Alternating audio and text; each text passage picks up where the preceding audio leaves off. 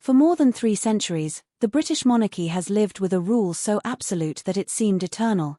The sovereign must be Protestant, and Catholicism, once the faith of England's kings, was pushed beyond the palace gates.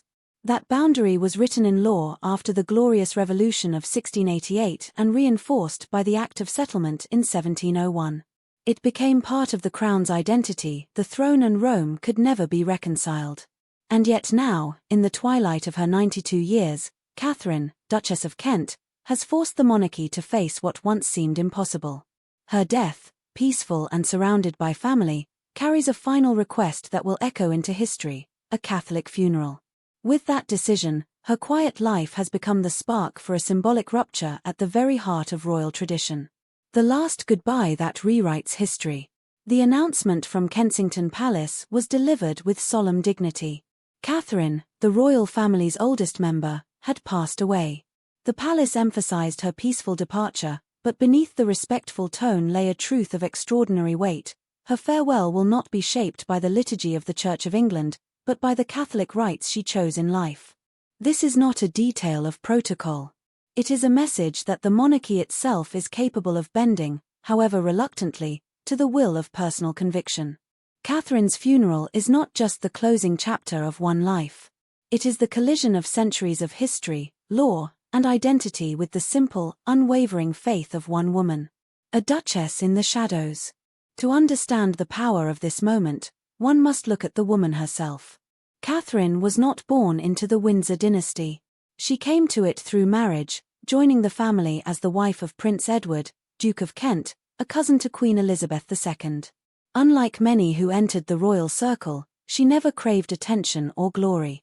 Her life was marked by humility. She supported charities, worked quietly in the arts, and, most famously, taught music in state schools under the plain name Mrs. Kent. Her students often had no idea that their teacher carried a royal title.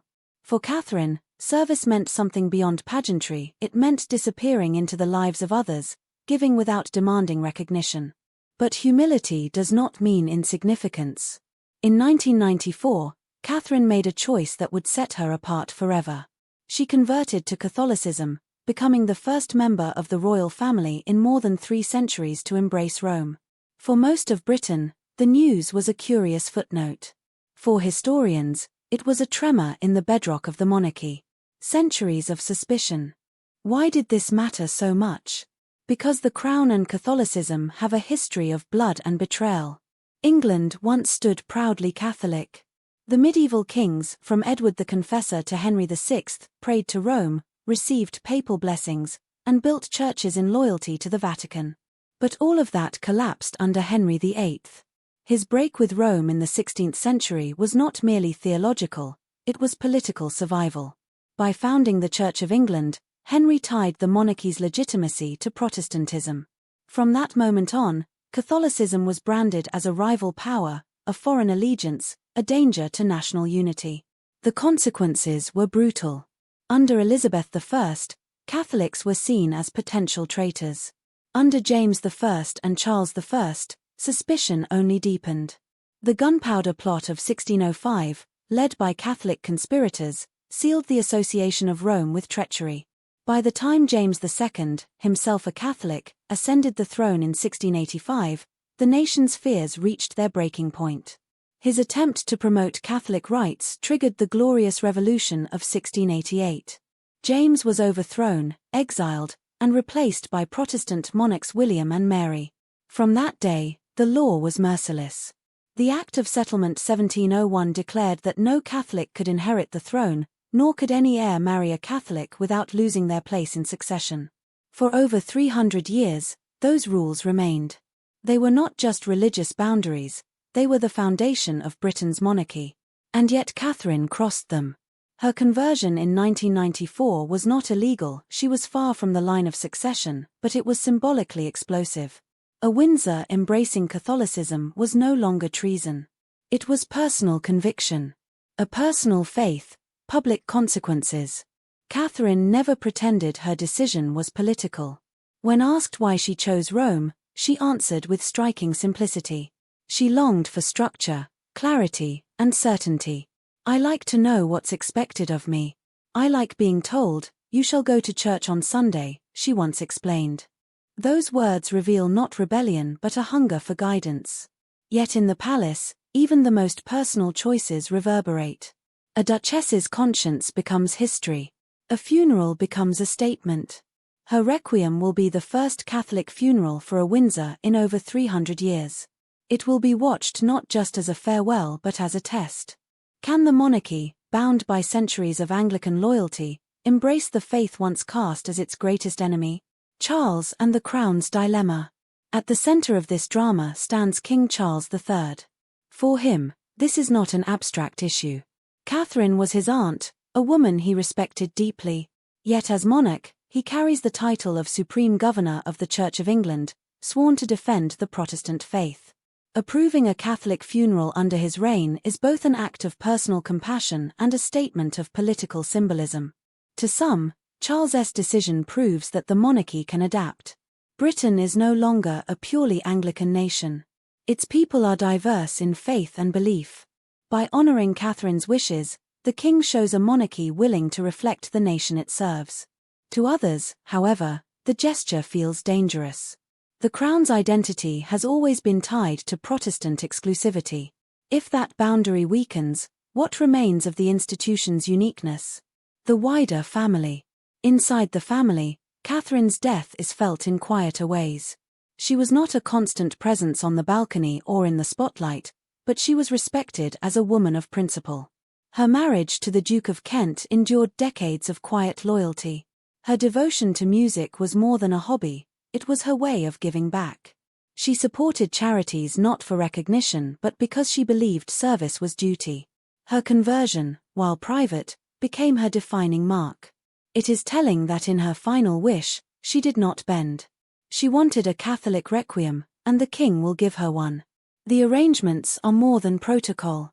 They are an acknowledgement of love, respect, and individuality inside a family often accused of crushing personal freedom beneath duty.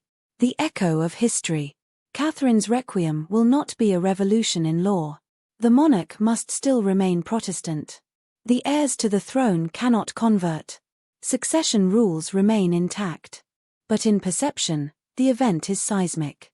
Compare it to Edward VIII, who in 1936 abdicated to marry Wallis Simpson. His personal choice tore the monarchy apart, leading to a constitutional crisis. Catherine's choice, by contrast, has not destroyed the monarchy. But it has forced it to stretch. It has created a moment where faith, long treated as an institutional threat, is instead honored as personal truth. This shift marks a new chapter. The monarchy is no longer an immovable rock. It is a body willing to bend for conscience. That bending may ensure its survival or, in the eyes of traditionalists, mark its weakening. A question for the future. What will history make of Catherine's funeral? Will it be remembered as a sign of compassion in a changing age, or as the first crack in the wall of Anglican exclusivity? The truth may depend less on law and more on perception. Monarchies do not survive on force alone. They survive on meaning, on the belief that their rituals reflect something eternal. Catherine's requiem disrupts that eternal image. Yet perhaps that disruption is the monarchy's salvation. In a world where institutions face constant scrutiny, rigidity can kill. Adaptation may keep the crown alive. Catherine, who lived in humility, may in death have given the monarchy a lesson, that survival lies not in denial but in compassion. The final reflection. Her life was not defined by titles, though she carried them. It was not defined by power, though she lived near it. It was defined by music, by charity, by conviction. And in her final act, it is defined by faith.